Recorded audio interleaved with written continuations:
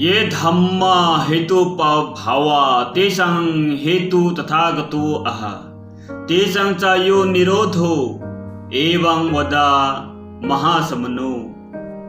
अर्थात जितने भी हेतुओं से उत्पन्न होने वाले धम्म अस्तित्व है, तथागत ने उन सभी का सही सही हेतु बता दिया है। उतना ही नहीं, तथागत ने उन धम्मों का निरोध भी समझाया है। यही महासमन बुद्ध का दिसना है।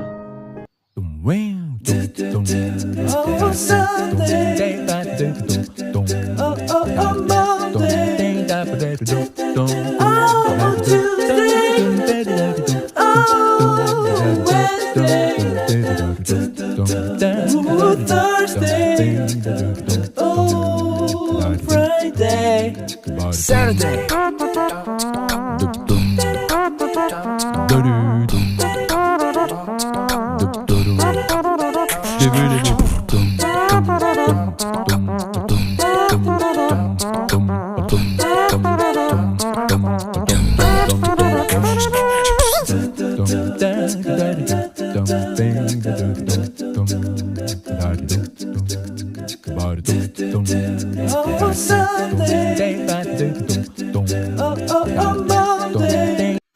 नमो बुद्धाय। प्यारे साथियों, आज का टॉपिक है तथागत बुद्ध के बारे में दो शब्द। तथागत बुद्ध अपने बारे में एक मनुष्य होने के अंतरिक्ष और कोई भी दावा नहीं करते। इसमें कोई संदेह नहीं कि हम उन्हें संपूर्ण रूप से विकसित हुए एक मानव के रूप में देखते हैं, तो भी वे आदमियों में एक आदमी ही हैं। वे यह भी नहीं कहते कि जो लोग उन पर ईमान लगाएंगे उनके पापों को भी अपने सर पर लेकर उन्हें मोक्ष प्रदान कर देंगे। वे इससे अधिक कुछ भी दावा नहीं करते कि वे आदमियों को वह पद दिखा देंगे जिस पद पर चलकर उन्होंने स्वयं को अपने आप को मुग्ध किया है। वे हमें स्पष्ट तौर पर यह बताते हैं कि हर आदमी को अपने दुष्कर्मों का फल भुगतना ही पड़ता है।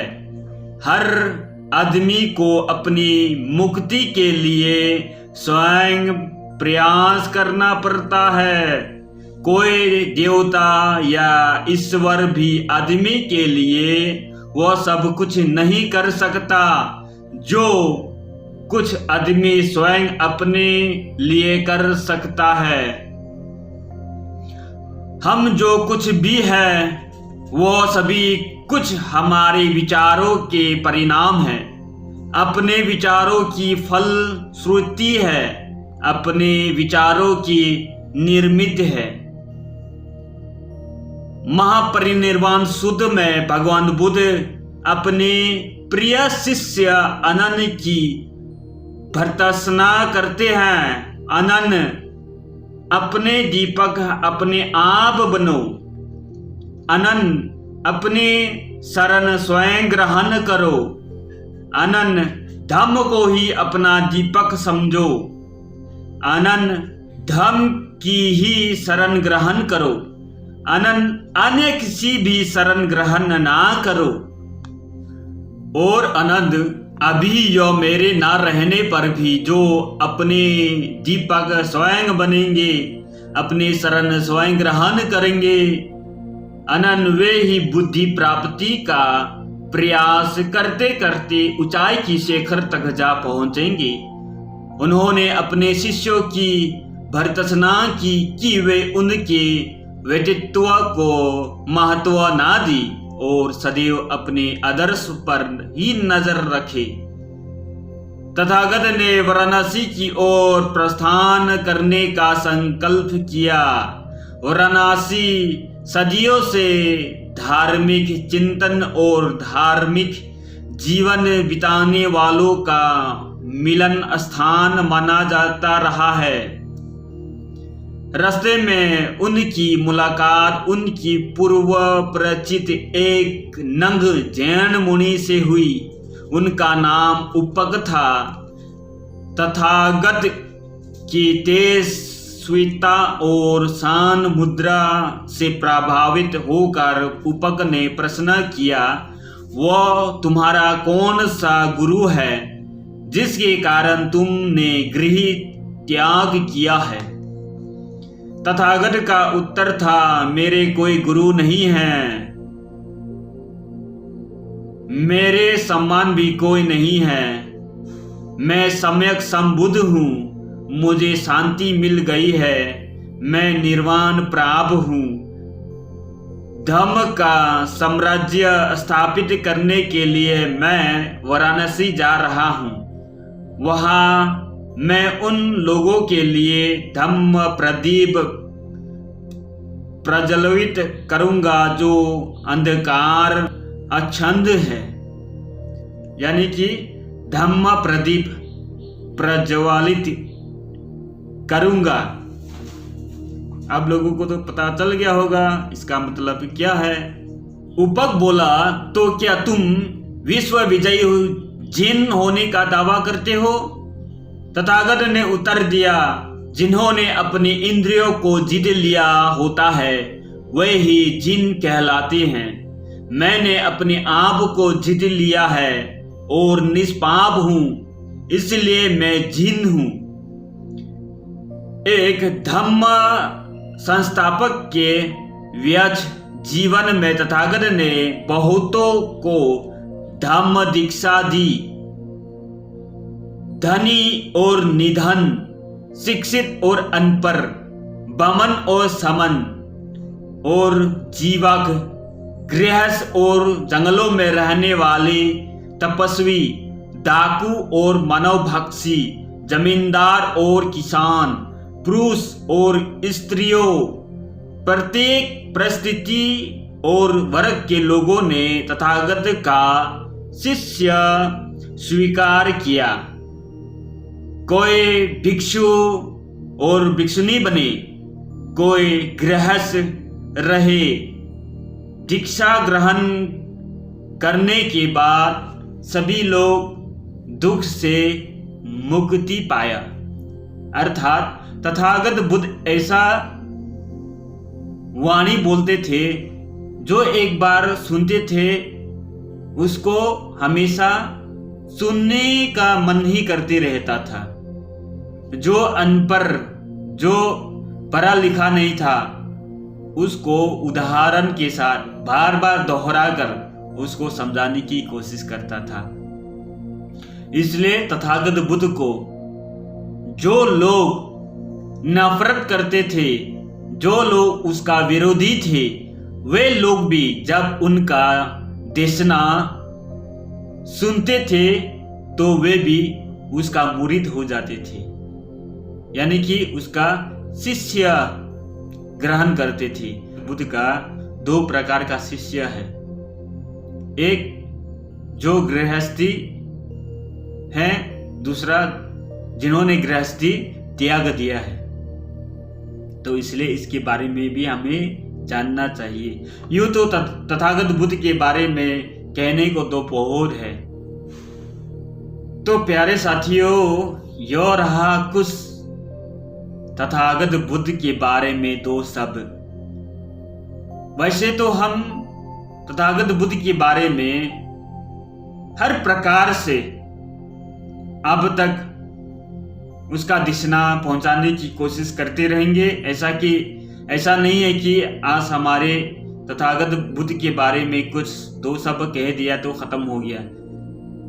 जब तक हम इस दुनिया में हैं तब तक तथागत बुद्ध की जो विचार है उसको कोई खत्म नहीं कर सकती है। लेकिन आपको यो पता होना चाहिए कि तथागत बुद्ध ने क्या कहा है, तथागत बुद्ध का विचार क्या था।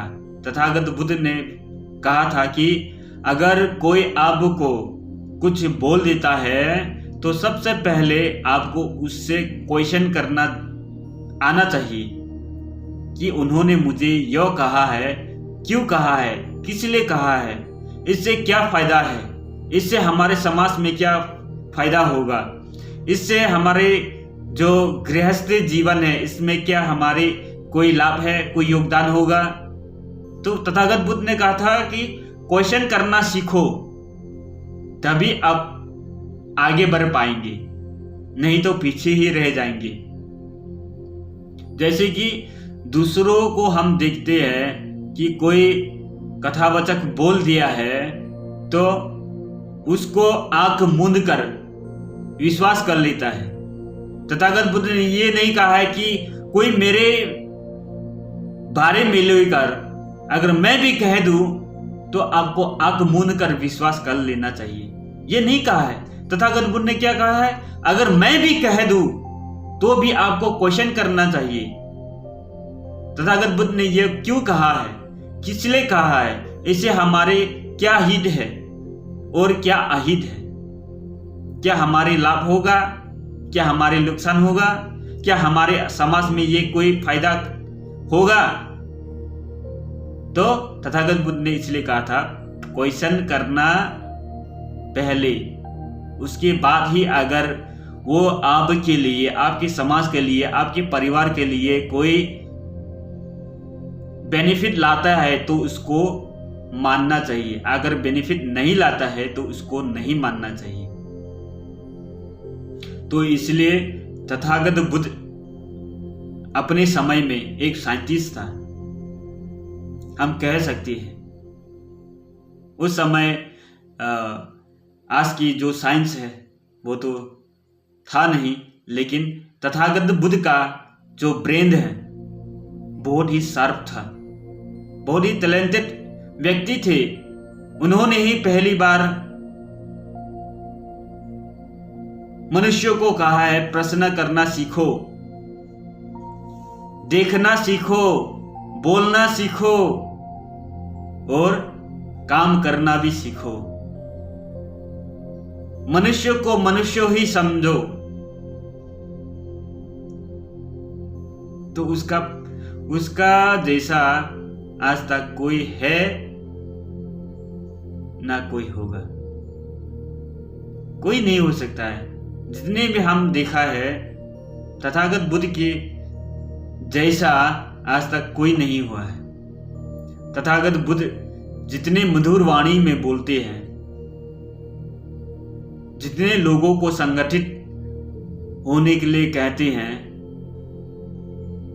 जितने भाईचारा की बातें करते हैं, दूसरा कोई नहीं कहता है। तो इसलिए प्यारे साथियों, फिलहाल तो बस इतना तक, फिर नई वीडियो के साथ मुलाकात होंगे। तब तक के लिए नमो बुद्धाय।